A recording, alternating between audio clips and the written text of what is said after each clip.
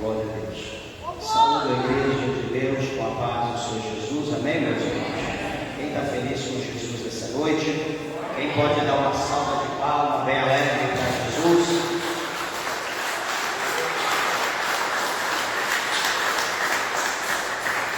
Graças a Deus. Meus irmãos, agradeço a Deus pela oportunidade a qual o Senhor concede a nós de estarmos aqui na sua casa, para que junto nós possamos adorar o Senhor na beleza da sua santidade.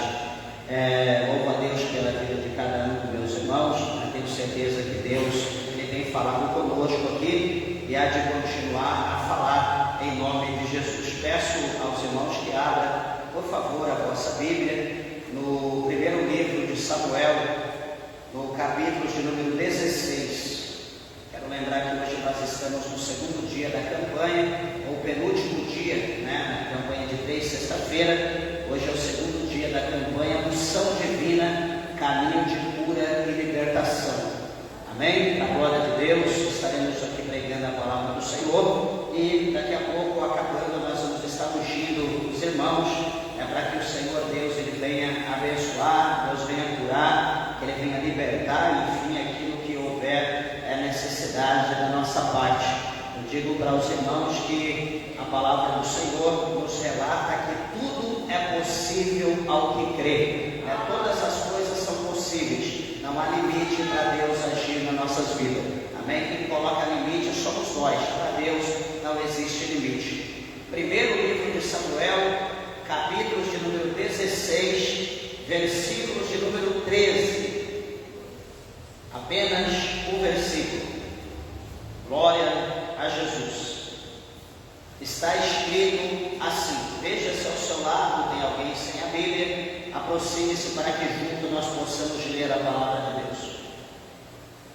1 Samuel, capítulo de número 16, versículo 13, diz: Então Samuel tomou o chifre do azeite e ungiu no meio de seus irmãos. E desde aquele dia em diante, o Espírito do Senhor se apoderou de Davi. Então Samuel se levantou e voltou a Ramá. Amém, meus irmãos. Podeis vos assentar, desocupe vossas mãos e dê uma salva de palmas bem alegre para Jesus.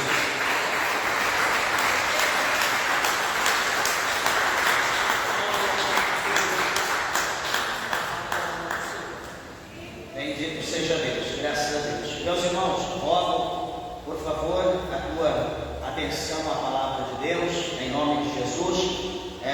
Hoje serei breve, devido ao tempo, em nome de Jesus Cristo. Certamente vou acabar no horário, pode ter certeza, pregação, unção, enfim, quero 9 horas, assim está encerrando o trabalho de Deus, se Jesus assim não voltar e se Jesus permitir. Meus irmãos, quando nós falamos em campanha de unção com óleo, geralmente muitos que não frequentam a igreja evangélica, têm um conhecimento da unção como algo que é feito, conhecido como a famosa extrema unção, que é feito na pessoa quando a pessoa já está ali às margens de ser morto, de ir à sepultura. Então ali é feito a extrema unção.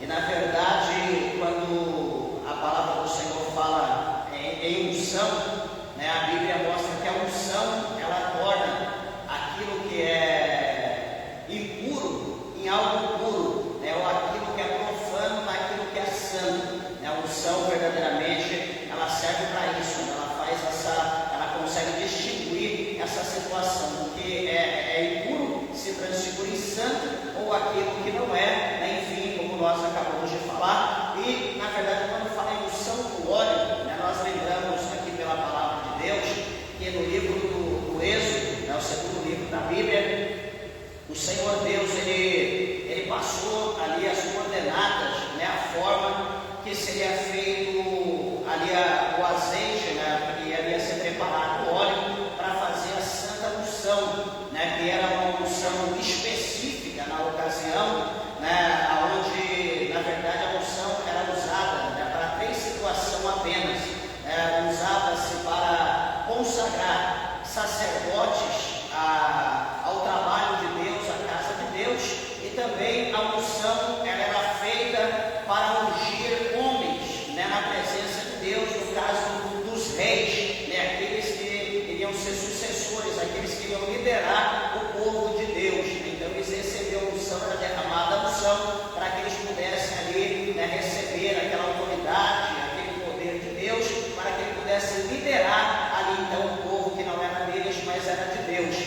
E a terceira forma que era usado o azeite para unção, usava-se para ungir os utensílios da casa de Deus. Tudo que é da casa de Deus, então, era ungido, era consagrado ao Senhor. Por isso que aquilo que é de Deus, aquilo que é da casa de Deus, ele é consagrado exclusivamente para a casa de Deus.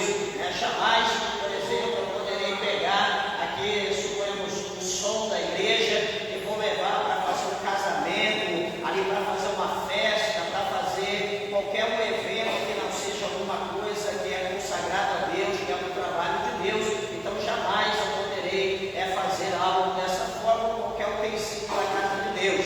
Então, os irmãos entendam que as coisas de Deus é para o Senhor exclusivamente e não para outra finalidade. E veja, meus irmãos, que o azeite que se usa ou que se usava para consagrar as pessoas, o azeite ele tinha era 3 tipos de azeite. Eu quero dizer dessa forma para os irmãos poderem entender. Era 3 tipos de azeite. Era o azeite, o primeiro azeite que era moído, o azeite extra virgem, aquele mais puro de todos, o primeiro que saía, era o azeite de primeira, o azeite extra virgem, que esse azeite ele era separado exclusivamente para as coisas de Deus, para o trabalhar de Deus, para a obra do Senhor. Depois tinha o segundo azeite, que era feito ali, o azeite de segunda qualidade. Esse azeite de segunda qualidade, então ele era utilizado ali para comida, era utilizado para os afazeres, enfim, para as coisas utilitárias normais. E depois tinha o terceiro azeite, a terceira moagem do azeite, que era o azeite mais inferior, era o azeite de última qualidade, que esse azeite então se usava para acender as lamparinas na época, nesse tempo aqui que não havia luz elétrica, não havia eletricidade, a energia, então usava-se para ali acender as lamparinas, que era acendido então com azeite. Então, explicado essa situação para os irmãos entender, aqui nós lemos esse versículo de número 13, que fala sobre um homem, o primeiro homem chamado Samuel, que esse homem, a Bíblia diz que ele toma ali o chifre de azeite. Presta bem atenção, meus irmãos, que primeiro Samuel, ele foi um homem que foi consagrado a Deus, foi consagrado ao Senhor como nazireu da casa de Deus, porque todos nós sabemos que lá no capítulo 1 desse livro de Samuel, Ana, ela orou a Deus, ela fez um voto ao Senhor e pediu a Deus que o Senhor desse para ela um filho. Ela precisava de uma criança. Só que veja bem, que Ana orou, ela pediu a Deus, ela fez um voto com Deus, ela não disse: Senhor, o Senhor sabe que eu estou angustiada, o Senhor sabe, Deus, que eu estou sofrendo, o Senhor sabe que eu estou melancólica, o Senhor sabe o que eu preciso de uma criança, me dá uma criança e pronto. Ana orou dessa maneira?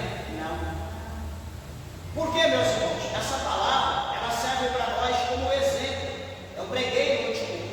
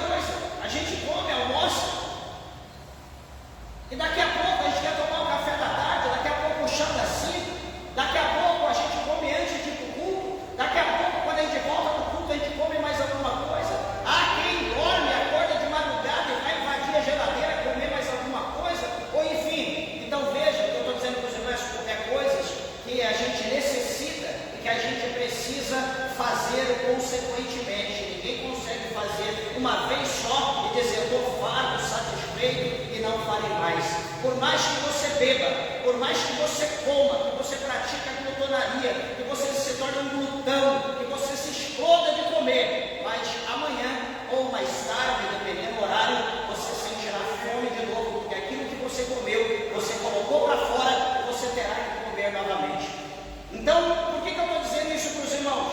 Porque a oração, as coisas de Deus na nossa vida, elas também precisam ser contínuas, né? A palavra do Senhor mostra para nós que o homem, de uma forma geral, o ser humano, né? Presta bem atenção que eu vou dizer, talvez você não sabia, todo ser humano ele é tricotômico, ou seja, a palavra do Senhor fala em 1 Tessalonicenses 5:23, a Bíblia diz que o homem é composto de espírito, né? A Bíblia diz que vem lá de dentro para fora, está escrito em Deuteronômio 5:23, espírito, alma, que é o intermediário, e depois o nosso corpo, essa parte externa que nós cobrimos com a nossa veste. Então o homem é composto dessas três coisas, espírito, alma e corpo, é tricotômico, tricotomia. E veja bem, meus irmãos, que o apóstolo São Paulo, ele fala para nós em Gálatas, no capítulo de número 5, no versículo de número 16, né, o apóstolo São Paulo escreveu Gálatas 5:16, ele diz para nós que, presta bem atenção, ele fala assim, ó, andai-vos em espírito e não cumprireis a concupiscência da carne. Então ele diz para nós que nós vivemos em espírito ou nós vivemos na carne. Nós temos essas duas formas. Pastor, mas eu preciso da carne, eu preciso do espírito. Só que quando nós precisamos de um ou de outro, nós precisamos assimilar as coisas. Nós temos que deixar, né, mais ou menos nivelado, ou um mais que o outro, de preferência que não seja carne mais pesada. Veja que o Senhor Jesus, ele repetiu o que Moisés escreveu em Deuteronômio, no capítulo 8, versículo 1, 2 e 3, Jesus repete em Mateus capítulo 4, quando Jesus ele está no deserto, ele é levado pelo Espírito Santo ao deserto, para ele ser tentado pelo diabo, né, diz a Bíblia claramente, e ali então, Jesus, a Bíblia diz que ele está 40 dias e 40 noites sem comer. Jesus está em jejum total, abstinência total de líquido e também de comida. Há pessoas que querem jejuar hoje, esquece de olhar isso na Bíblia, entre outras coisas, e diz, eu amo Coca-Cola, então farei jejum essa semana de Coca, não vou beber mais Coca. Os céus certamente irão olhar para você e vai te aplaudir, falar, não, isso aí realmente é um homem de Deus, é uma mulher de Deus, continue assim.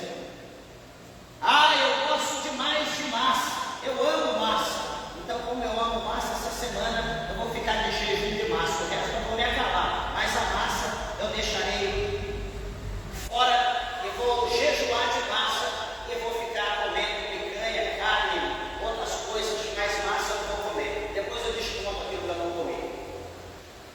E a gente acha, isso é instruído em igreja, tem gente que aprende isso na igreja. Eu pergunto para a igreja, né, já li a Bíblia algumas vezes, nunca achei um ensinamento que me conforta ou que me conforma dessa maneira, nunca vi. O jejum, ele serve na nossa vida para humilhação, né? Nós fazemos jejum para humilhar na presença de Deus, por um ato que nós praticamos. Nós fazemos jejum para adorar, para exaltar o nosso Deus, e nós fazemos jejum no tocante de buscar de Deus alguma coisa espiritual, seja dom, seja poder, autoridade, alguma coisa no âmbito espiritual. Então por isso nós fazemos jejum. Nós não fazemos jejum para emagrecer a nossa carne. Lembrando que o salmista, ele escreveu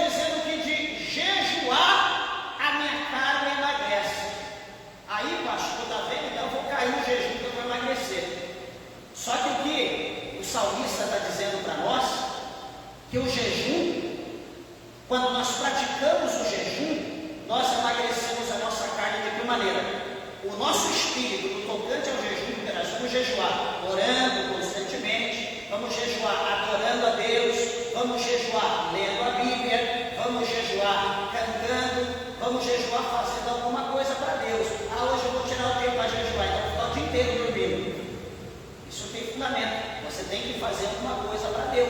Ou seja, você vai estar fortalecendo o teu espírito, orando, lendo a Bíblia, jejuando, fazendo alguma coisa, o teu espírito está se fortalecendo, porém a tua carne ela vai estar sendo queimada. Você não dará água, você não dará comida, você não fará a vontade dela, você não vai pecar, ou seja, a tua carne ela vai estar sendo reprimida, oprimida, e o teu espírito vai estar se fortalecendo. Então, por isso, eu jejuar, a minha carne emagrece, o meu espírito ele se fortalece quando eu estou jejuando para Deus. Por que eu estou dizendo isso, meus irmãos? Porque todo esse exemplo? Porque Ana, quando ela vai orar a Deus em consagração, em jejum, buscando a presença de Deus, enfim, da forma que ela sentiu no coração, como eu falei, repito, ela não falou: Deus, eu preciso de uma criança, me dá aí qualquer coisa. Ana pediu isso? Não. Quantas das vezes nós oramos a Deus: Senhor, estou no vale, estou na prova, e me dá aí qualquer coisa, Senhor, eu ficarei feliz com aquilo que o Senhor me dá. Deus, eu estou precisando de uma moto, me dá aí qualquer coisa. Daqui a pouco chega só o garfo, ou chega só o... Cadê pneu? Ou às vezes chega o pneu mais careca do que a minha cabeça. Uma moto cabrito. Ué, mas... Ainda colocou uma plaquinha lá ainda perto da placa, foi Deus que me deu. Pede um carro, Deus, eu preciso de um carro. Pede aí qualquer coisa, Deus dá um carro, aparece lá, só misericórdia, dá até medo, você não pode encostar, senão você pega a tétano. E aí quando ela viu, foi Deus que me deu, presente de Deus. Será que Deus ele é glorificado nessas coisas? Será que o nome do Senhor é exaltado nisso? A Bíblia fala que a gente pede e a gente não recebe. Por quê? Porque a gente pede mal, a gente não sabe pedir. O problema não está em Deus, o problema está em nós. Veja que Ana, ela vai ser objetiva.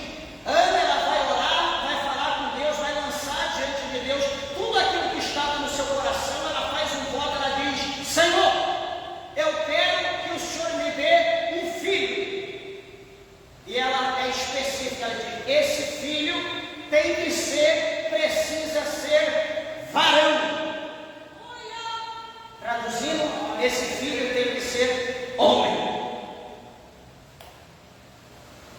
E agora, o que vai acontecer? Ela pede a Deus dessa forma, e a Bíblia diz que ela vai até o sacerdote, e o sacerdote vai dizer para a mulher: vai em paz, e que o Deus de Israel te conceda a tua petição que lhe fizeste a ele.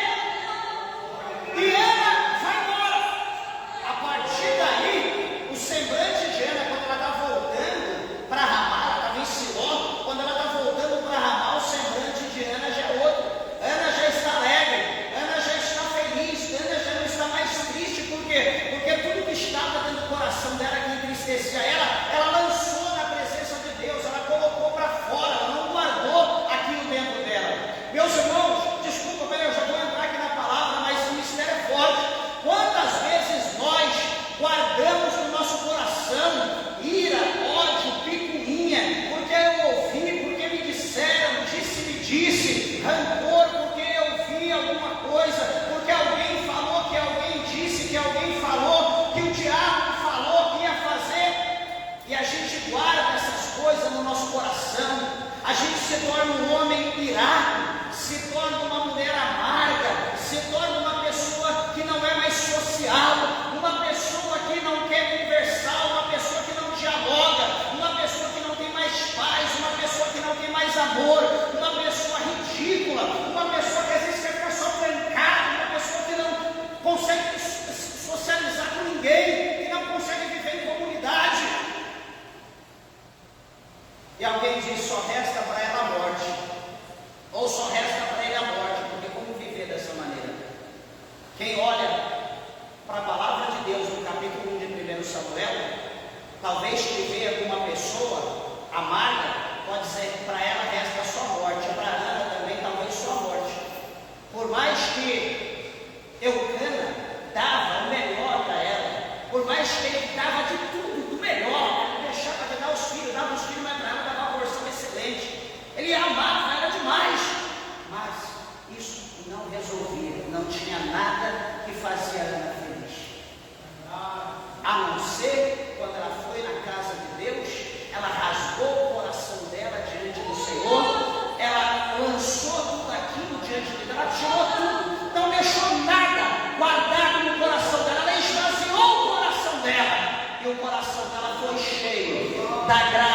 Deus, por intermédio da palavra que foi profetizada pelo sacerdote ali: mulher, vai em paz, e que o Deus de Israel te conceda a petição que tu fizeste a ele. Aquilo, meus irmãos, mudou a fisionomia, mudou o caráter daquela mulher, mudou a personalidade dela. Provavelmente ela voltou feliz, alegre, correndo, brincando talvez com as pessoas, com o seu marido. E a Bíblia diz que quando ela chega na sua casa, naquela noite, o seu marido a tem como mulher. E a Bíblia diz que a partir dali então, as coisas começaram a mudar na sua vida. A partir daquele dia, foi mudando as coisas, ela foi inchando, foi engordando, até que daqui a pouco nasce esse homem em questão, chamado Samuel. Um homem que recebe de Deus ali um chifre. Lembrando que o chifre significa poder, né? A Bíblia mostra que o chifre é um símbolo de poder. E muitas das vezes eles usavam aqui no passado o chifre para muitas coisas, né? Tirava o chifre do animal, limpava o chifre, deixava louco. Então, no caso dos profetas, enchia de azeite e fechava de novo e usava aquilo como uma vasilha, como uma botija, né? Para o trabalho de Deus. E assim então Samuel agora, né, nasce. Samuel se torna agora, vai crescendo, ele é levado a Siló, agora ele é entregue ao sacerdote Eli, por Ana, e ela diz: olha, aqui está aquele filho. Lembra quando eu chorei naquela coluna, quando eu estava ali chorando, lançando toda a minha ansiedade, eu chorava por este filho, e Deus ouviu a minha oração. Eu prometi a Deus que o Senhor me desse um filho varão, eu daria para o Senhor, para que ele vivesse na casa de Deus todos os dias da sua vida. E aqui eu estou cumprindo o meu voto. Ele será nazireu de Deus, ele vai viver para Deus. O que eu quero dizer com essa palavra? Que eu não sei como você entrou aqui, eu não sei como está a tua vida. Talvez alguém tenha dito para você: não tem mais jeito para você. Não tem jeito mais, mas eu quero dizer, talvez você já tentou tudo. Talvez você já gastou tudo e mais um pouco. Fez até dívida para resolver a situação, gastou tudo, se endividou para ver se melhorava, e a situação foi de mal a pior. Eu quero sugerir para você nessa noite: talvez você já está nas últimas, não tem mais fé em nada, não acredita mais em nada, nada dá certo para a tua vida, e você sabe que só resta agora o fim. Eu sempre digo para as pessoas que a única coisa que é certa para todo mundo é a morte, ninguém escapará disso.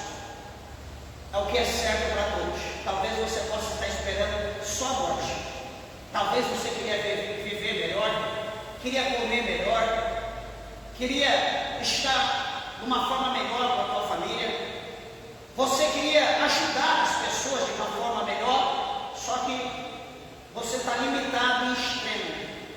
E você sabe que agora só resta a morte. Deixa eu te sugerir algo. O nosso mestre, o nosso Salvador, o Senhor Jesus Cristo de Nazaré, ele diz bem assim, presta atenção, que sem mim nada podeis fazer. O salmista, ele escreveu dizendo: provai e vede que o Senhor é bom.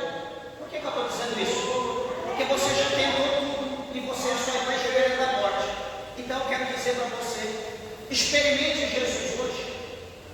Levante hoje a tua mão para Jesus e diga: Senhor Jesus, eu quero aceitá-lo como o único, suficiente Salvador da minha alma. Senhor Jesus, me aceita, pois eu sou esse meu pecador. Senhor, muda o meu coração. Senhor, muda o meu caráter. Senhor, muda a minha personalidade. Senhor, eu fui oferecido, quando eu nasci, a uma entidade. Eu fui oferecido ao inferno. Eu fui oferecido aos demônios. Senhor, há uma maldição sobre a minha vida. E eu sei, eu carrego esse fardo, esse peso.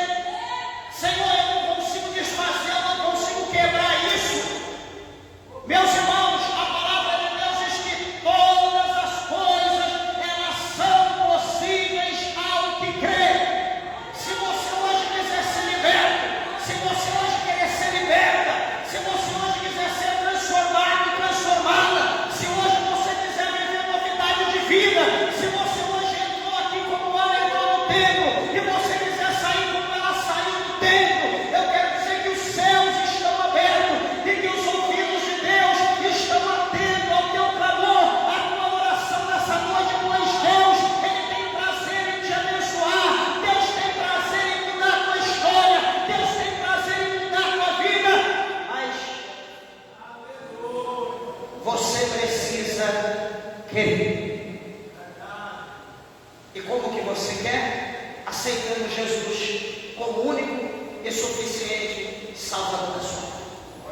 A partir do momento que você aceitá-lo, Ele te dará um novo coração. Ele mudará a tua personalidade. Ele moldará o teu caráter. Você será uma nova pessoa. Você agora não terá mais a presença dos demônios, mas você terá na tua vida a presença do Espírito Santo de Deus. E a presença do Espírito Santo faz com que a nossa vida seja uma vida diferenciada. E as pessoas olham para nós e dizem: eu não acredito que é ele. Eu não acredito que é ela. Não, aquela é a Ana. Ana está cantando. Ana está assobiando. Ana está contando quão bondoso amigo é Cristo. Ana está preparando um culto de ação de graça. Ana está fazendo as coisas na casa dela. Ué, mas o que está acontecendo com Ana? Isso não é Ana. Ana só vivia deitada. Ana só vivia murmurando. Ana só vivia com a cara fechada. A pessoa dizia bom dia para ela, dizia eu só sou para você. Eu não respondia. E agora, olha como que Ana está uma flor do dia. Está uma 11 horas, todo mundo olha para ela, está lá brilhando. Que coisa linda. Por quê? Por que será? Você pode achar isso admirável.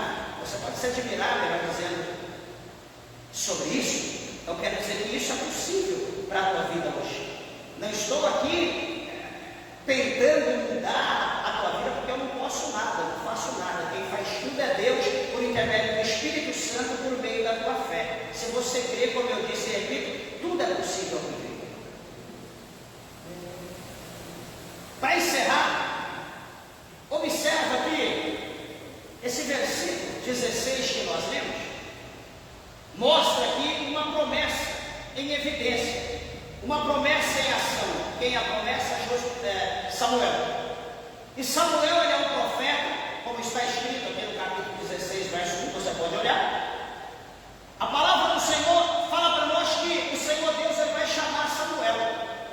E o Senhor vai chamar Samuel e vai dizer: Samuel, até quando você terá dó de Saul, havendo meu Deus rejeitado para que não reine sobre Israel?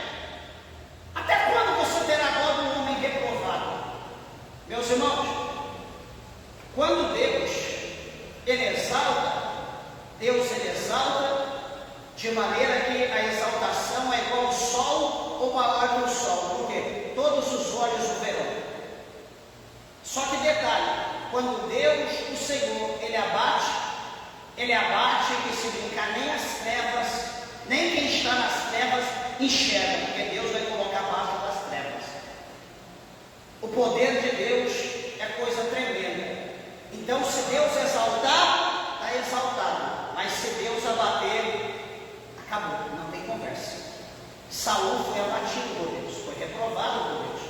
Por mais que Samuel chorasse, estava chorando: Deus, tem misericórdia, tem compaixão, restaura o trono, restaura o reino, dá mais uma chance para Saul. Foi eu que ungi, Senhor, e agora como vai ficar? Deus disse: o que você está tendo dó dele? Eu já ungi, chega.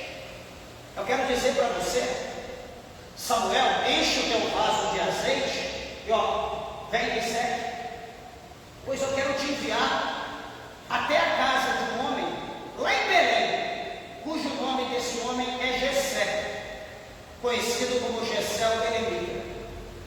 Vai lá na casa desse homem, porque esse homem ele tem um filho, e eu estive olhando para esse filho, e eu me agradei dele, e eu escolhi esse filho para mim e decidi ungi-lo como rei, e ele será um novo rei do meu povo. Ele vai governar Israel. Samuel, ele viu Deus falar dessa maneira, ele disse: então, o negócio está engatilhado, mas ele pensa: peraí, eu vou até Jessé, até Belém. Saul, ele vai saber que eu estou indo para lá. E Saul, ele vai perguntar: por que eu estou indo a Belém? Ele vai querer saber, porque eu não sou de sair.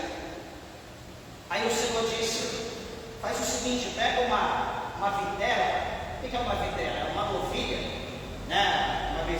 pequena, separa essa bezerra e leva contigo. E você indo para a casa de Jessé, se porventura Saul, os homens dele perguntar, você diz que você está indo à casa de Jessé para fazer um sacrifício a Deus. Você vai oferecer um sacrifício ao Senhor. E ele, amém, boa essa palavra. E ele então vai para Belém.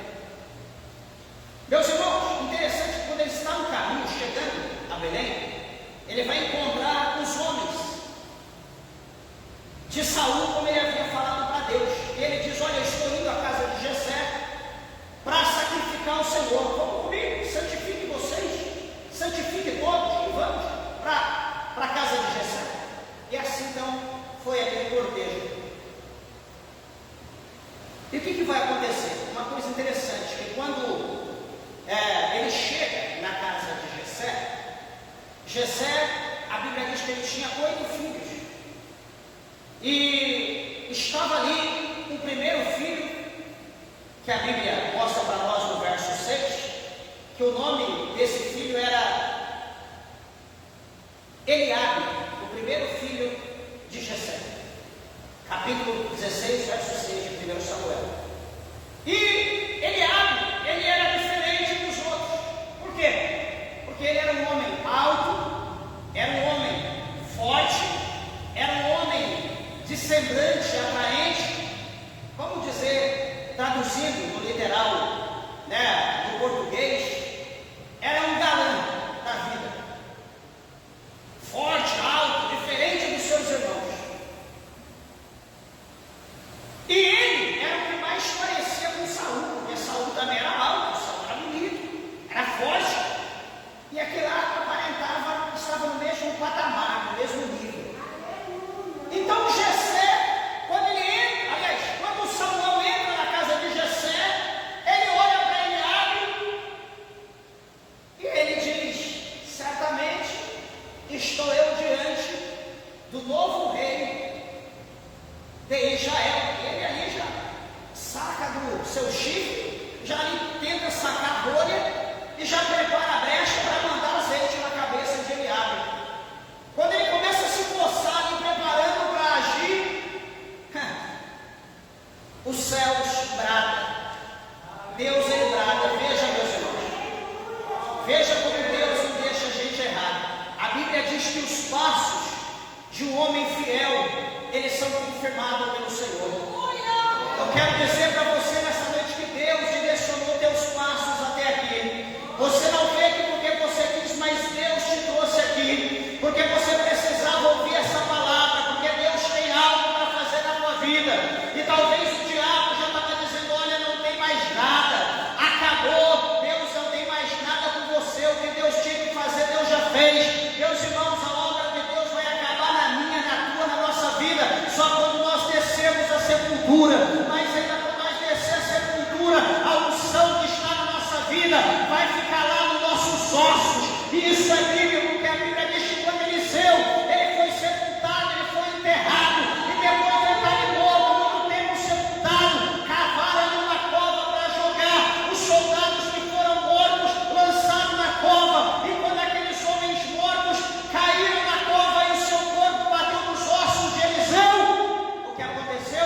Eles pularam para cima com uma pipoca vivo, porque a unção que estava no osso de Eliseu, até mesmo Eliseu morto, mas a unção fez com que aqueles homens tivessem vida novamente. Então eu quero te dizer nessa noite que ninguém pode te calar, ninguém pode te parar, nem a sepultura, nem a cova, lavassura e calabaceira e canta labracheia, vai impedir a obra de Deus na tua vida.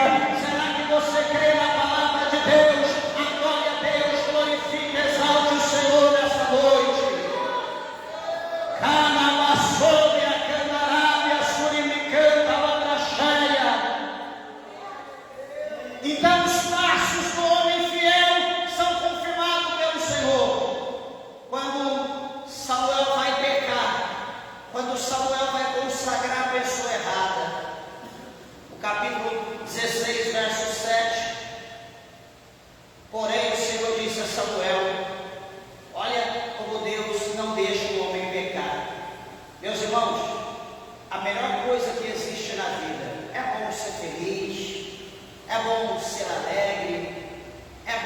trocadinhos no bolso, é bom ter família, é bom não precisar, assim, ter de tudo, é muito bom. Mas a coisa que é melhor do que tudo isso é ter a presença de Deus na nossa vida. A melhor coisa que você possa ter na tua vida é ter Jesus, é ter o Espírito Santo de Deus. Porque quando nós temos o Espírito Santo de Deus, Ele nos repreende. A Bíblia diz que Ele nos convence do pecado, da justiça e do juízo. Samuel vai pecar. Verso 7. Veja como que o Espírito de Deus fala com ele.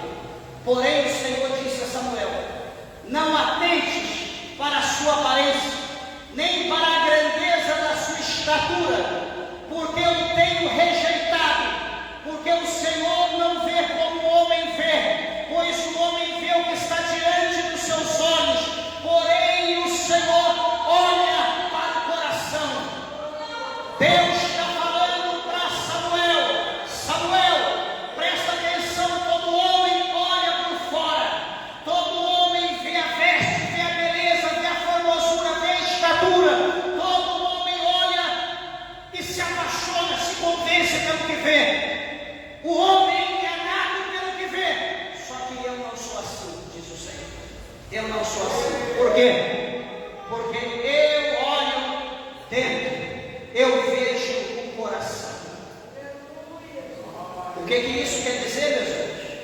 Nós podemos ser encantados por causa de uma veste, por causa de uma marca, podemos ser encantados por causa de uma moda, podemos se encantar por causa do lançamento, podemos se encantar por causa de uma expressão literária, de uma saudação, de uma pregação. Que eloquência! A gente olha talvez alguém ali e a pessoa está lá na humildade, está lá de cabeça baixa, cabisbaixo, está ali, não sabe dar glória a Deus direito, não sabe dar aleluia. Mas se essa pessoa chegar no lugar onde tiver alguém enfermo, alguém endemoniado, a pessoa entrou na porta, a enfermidade sai pela janela, o demônio sai pela janela. Porque o diabo, ele não está preocupado com o credencial, ele não está preocupado com a eloquência. O que derrota o diabo é a unção de Deus, é a presença de Deus na vida da pessoa, é a autoridade Deus na nossa vida. Então, meus irmãos, não se deixe enganar. Não se deixe enganar por causa da expressão literária. Não se deixe enganar por causa da eloquência das palavras. Não se deixe enganar por causa do traje. Cuidado, deixa eu te dizer uma coisa. A palavra de Deus fala para nós em 2 Coríntios, está no capítulo 10, capítulo 11, ali, continuação. A Bíblia diz para nós que Satanás, sendo o espírito das trevas, a Bíblia diz que ele tem o poder de se transfigurar em anjo de luz. Por que se transfigurar em anjo de luz? Porque se ele vier diante de nós, do jeito que ele é, ninguém vai subsistir, ninguém resistirá a ele, todo mundo fugirá desesperado, porque ele veio para matar, para roubar e para destruir. Então ele imita o anjo de Deus, ele imita a luz, ele tem o poder de imitar uma luz, mas não é uma luz verdadeira, é uma luz enganosa. Então a Bíblia diz para nós ter cuidado, porque Satanás, ele se transfigura em anjo de luz. Então cuidado, porque nem tudo que reluz, nem tudo que brilha pode ser ouro. Busque da parte de Deus o discernimento dos espíritos, para nós não sermos enganados. Mas enfim, Deus não olha o exterior, mas Deus olha o coração de Eliabe. E quando Deus olha o coração de Eliabe, o Senhor vê o coração de Eliabe maior do que ele. Um coração soberbo, um coração altivo, um homem prepotente, um homem iracundo, um homem arrogante. Deus olha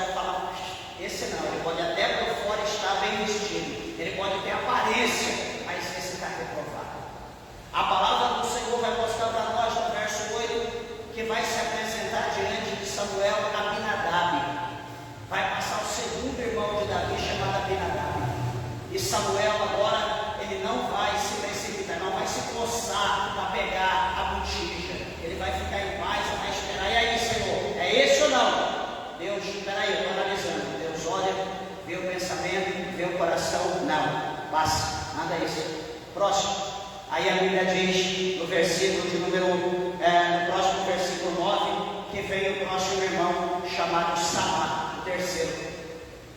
E Samá vem, se aproxima de Samuel. E aí, Senhor, é esse? O Senhor, peraí, olha o pensamento, olha o coração, analisa a vida dele. E Deus diz, esse também não passa. Aí vem o quarto, vem o quinto, vem o sexto, vem o sétimo. Passa-se todos, não tem mais ninguém. Samuel se desespera à procura de um varão. E agora, quem que é? Não tem ninguém. Ele olha para Deus e diz, Senhor, acabaram-se os mancebos, acabaram-se os varões, acabaram-se os homens. Senhor, não tem ninguém para ser ungido. A propósito, o Senhor se enganou. Deus diz, Samuel, falta um ainda. Pergunta para Jessé. Jessé, está faltando alguém? Jessé disse, falta o menor. O menor? Falta o menor, o caçula. Ué, mas caçula é menino? É novo, é pequeno. Cadê ele? Ah, ele está lá no campo, está trabalhando. Aí Samuel olha para todo mundo. Um monte de marmanjo. Ele diz, ué, mas todo mundo está lá. É assim mesmo, filho, é assim. É desse jeito. O filho quer ficar na raba do pai. Olha, naquele tempo ele tinha filho desse jeito, folgado. Traga ele, nós não sentaremos ao redor da mesa, nós não vamos banquetear, nós não vamos comer enquanto ele não vir. Traz ele para cá. Ah, meu Deus, barriga ronca daqui, estava parecendo uma orquestra ali.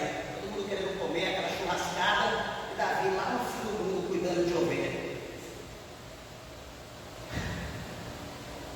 Alguém traz Davi, depois de pelas tantas, Davi chega sujo, cheio de pelo de ovelha, a roupa rasgada, descalço, com o seu cajado na mão, com o seu alforje, a sua funda, o cabelo cheio de carrapicho, cheio talvez de sujeira, de fezes de ovelha. Enfim, ele entra. Quando ele entra na porta, Samuel começou a dizer, Senhor, e aí? Quando Davi entra na porta, Samuel é surpreendido. Deus vai mais rápido que Samuel. E Deus diz, eis aí o homem, é esse aí, unge ele. Todo mundo olha para Davi, ninguém dava nada. Davi estava lá desprezado, Davi estava longe, mas detalhe, Davi estava com a mão arada, Davi estava na labuta, Davi estava na peleja, Davi estava ali arriscando a vida dele cuidando de ovelhas, Davi estava passando pela experiência, estava passando pelo deserto, pela escola de Deus, ele estava adquirindo experiência como cuidar de ovelha. O Senhor, desde pequeno, permitiu ele naquele trajeto, naquele labor, naquela labuta, porque posteriormente, no futuro, Deus ia colocar um rebanho muitíssimas vezes maior do que as ovelhas que ele cuidava. Meus irmãos, talvez hoje você olha para a tua vida, mas só isso aqui, mas a minha capacidade, poderia Deus fazer isso, poderia Deus fazer aquilo. Sabe o que Jesus falou para nós? Sabe qual é o ensinamento de Jesus para a minha vida, para a tua vida? Quando nós almejamos muito e no pouco, nós estamos no pouco, mas fica muito. Sabe o que Jesus diz? Sede fiel no pouco, porque sobre o muito eu te colocarei. Aquele que é fiel no pouco também será fiel no muito, diz o Senhor. Lá soube a candarábia, solemicanta lá da cheia. O Senhor vai dizer para Samuel, levanta-te, unjo, porque é este mesmo. Então Samuel tomou o chifre e ungiu no meio dos seus irmãos, e desde aquele dia em diante, o Espírito do Senhor se apoderou sobre Davi. E sabe o que isso fez? Como eu falei no princípio, o Espírito de Deus transformou Davi um jovem, numa pessoa experiente, numa pessoa que não temia nada, ninguém a não ser a Deus. Transformou aquele raquítico num homem valente, mais valente do que Golias. Se você ler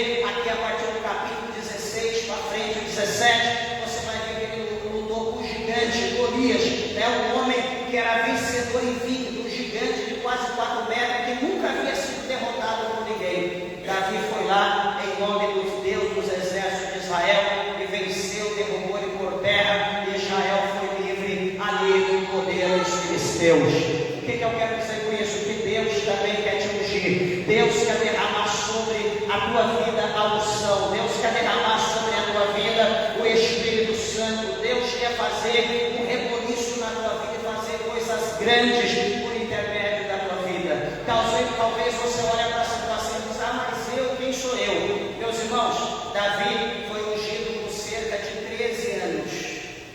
E ele só ocupou o trono de Israel quando ele tinha mais de 30 anos. Ele foi passando de fase em fase até que ele conseguiu galgar todo o reino de Israel. Então essa é a nossa vida, tudo é de integral em integral, é de pouco em pouco. Então hoje Deus vai te dar algo. Mas eu pensei que ia. Seja fiel, um passo por vez, vai indo, quando você menos esperar, você atravessou o oceano. Deus, o Senhor, te fará vencedor. Deixa eu te dizer uma coisa acerca da unção, preste atenção e já encerro. A unção era um ato comum no Antigo Testamento, usado para consagrar sacerdotes, reis e objetos sagrados. Como eu disse aos irmãos no princípio, a unção do óleo simbolizava a escolha e capacitação divina para um propósito específico por Deus. Por exemplo, Davi foi ungido como rei de Israel por Samuel, demonstrando a vontade de Deus, não a vontade de Samuel, mas a vontade de Deus. Eu posso ungir para uma coisa, mas vai valer a vontade de Deus. Aquilo que Deus tem na tua vida vai cooperar. A unção também é associada ao Espírito Santo, que é a unção divina sobre a vida dos crentes, capacitando-os para o serviço e fortalecendo eles, os crentes, para o trabalho espiritual da parte de Deus. Então nessa noite eu tenho certeza que nós vamos aqui receber a unção, nós vamos fazer o trabalho da unção. Eu creio que Deus, o Senhor, irá derramar sobre a nossa vida a graça dele, o poder dele, a unção dele sobre nós. Amém?